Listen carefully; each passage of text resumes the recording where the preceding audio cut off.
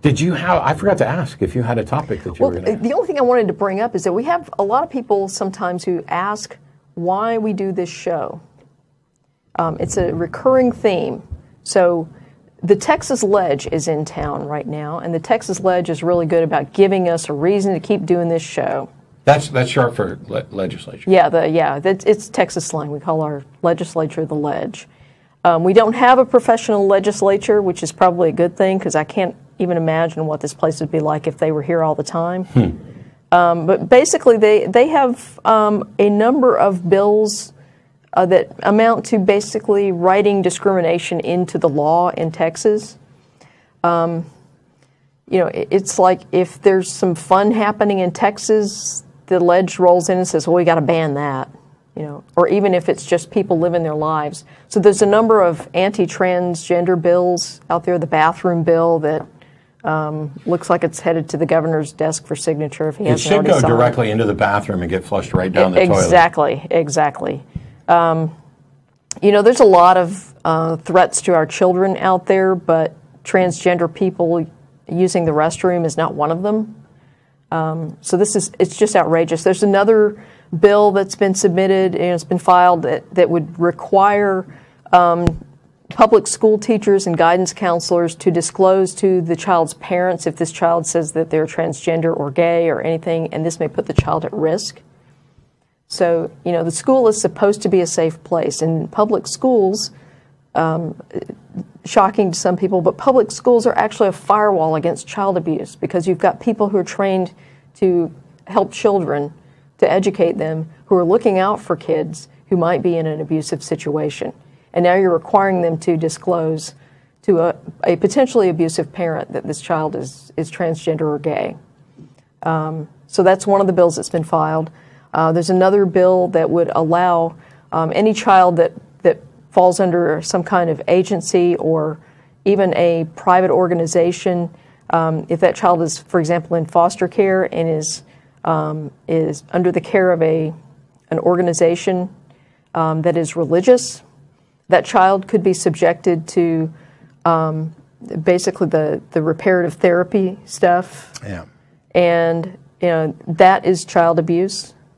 Kids kill themselves when they're subjected to that sort of thing. So that's one of the things that's happening. The other one is that there's a bill that's been filed that would allow religiously affiliated agencies that take state money to discriminate against people for people who do not follow their religious beliefs or who are gay, or there's like a laundry list of stuff. If it violates their sincerely held religious beliefs, then they can discriminate against people, including placing children at risk in foster care. And the excuse for this bill is that it opens the possibility of these agencies participating in helping children, and therefore more children will be, you know, taken out of abusive situations. In fact, it does just the opposite. When a kid needs a foster placement, I don't think the kid really cares whether they get placed in, you know, an environment where it's a married Christian family versus, you know, a single lesbian mom, or, you know, a single gay dad, or a couple, or whatever. The kid just wants a safe place. And this law will not help address the problem that the Texas foster care system has. It just places more kids at risk. It's really kind of strange. I guess so I've had a lot of conversations about how to be more effective at having conversations, and one of the things I repeatedly suggest is that you don't make accusations that you can't back up, and you don't pretend that you can read somebody's mind and talk about their motivations. So instead of saying, oh, they want to control sex or they want to punish trans people, instead talk about what they're actually doing, that they're imposing legislation which has the effect of, you know, being unfair or damaging, and not talk about their motivations. Except that there's so much obsession over, from the religious right in particular, over what other people are doing, about how they identify, about whether or not they're having sex. It is an obsession that I think just cannot be healthy for anybody. Right. And if that's the one, there are real big issues that reasonable people can potentially disagree on. And there are some big fights and legislative issues that we should really focus on, and there are changes that are going to be coming in the future. And if we can't get this sizable chunk of the population to stop obsessing over who I'm having sex with or not having sex with, right. I don't know how we have those other conversations. Yeah. And they're willing to put this idea that somehow their religious liberty is in jeopardy if they can't discriminate against a qualified foster parent, for example, or a transgender person who just wants to relieve themselves in the bathroom. Yeah, I heard today that Oregon may be having gender-neutral driver's licenses. That they may have a non-binary, but so you would either have an M, an F, or an X. Essentially, is what they're going with.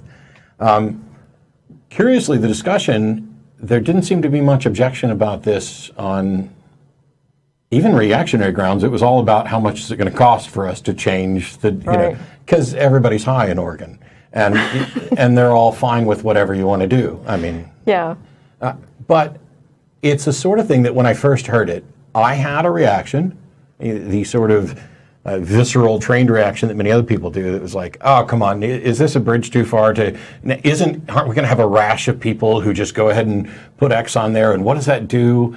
Let's start going down we have men's prisons, we have women's prisons. Do we have to have X prisons now too? And it took probably 15 seconds of sitting there mulling this over to go, what the hell are you doing? This is not a big deal, because if I'm truly going to treat people equally, then I don't just need two categories. I need as many categories as there are people who want to put themselves in categories, and it shouldn't matter to me. And I do think that there's a potential problem with things like the prison system about how do we revamp long-standing institutions to conform to changes in our understanding about people. I'd like to think that we're up to the task. Yeah. Well, and the prison thing is interesting because, I mean, part of the reason we have, men's prisons and women's prisons is a recognition that if you put female-identified persons in with male-identified persons, the female-identified persons are probably going to get raped. I mean, a lot. And that overlooks the fact that in men's prisons, there's a lot of male-identified people that are getting raped.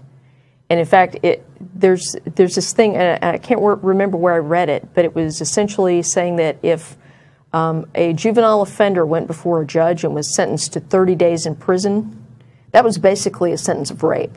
Because you put a juvenile offender into an adult prison for 30 days, they're going to get raped. And we should be outraged at that. We should be doing something about this because there is no provision in any U.S. law that says that the penalty for committing any crime is that you get raped.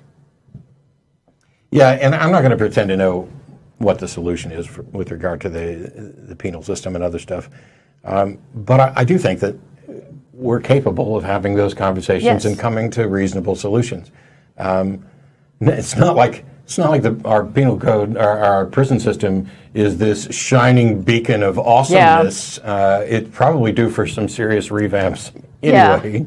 But in any case, it strikes me that the things that people, I almost think that it's a way of avoiding the bigger issues that they don't have any thoughts or ideas about, and just focus on the one thing. Because if I can keep this from changing, I don't have to worry about the 10 changes that are going to come after it. Right.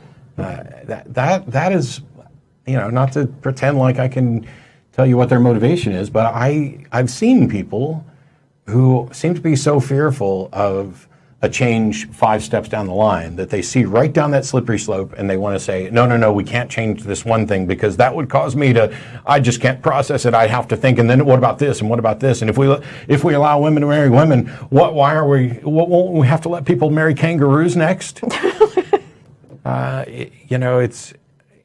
It's the sort of thing that I find incredibly frustrating. Now, I still think it's a bad idea to go around and assert that you have, in fact, discerned someone's motivation.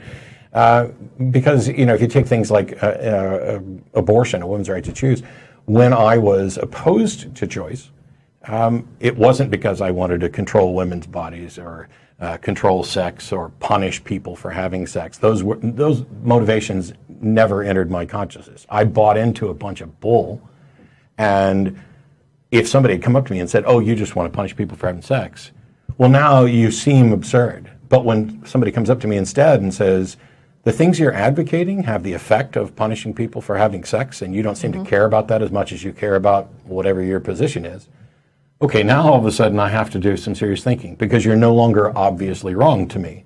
Yeah. You're now talking about what I'm doing. And I would hope that we can start, or continue to focus on what people are doing. Yeah. But you want to get to some callers? Absolutely.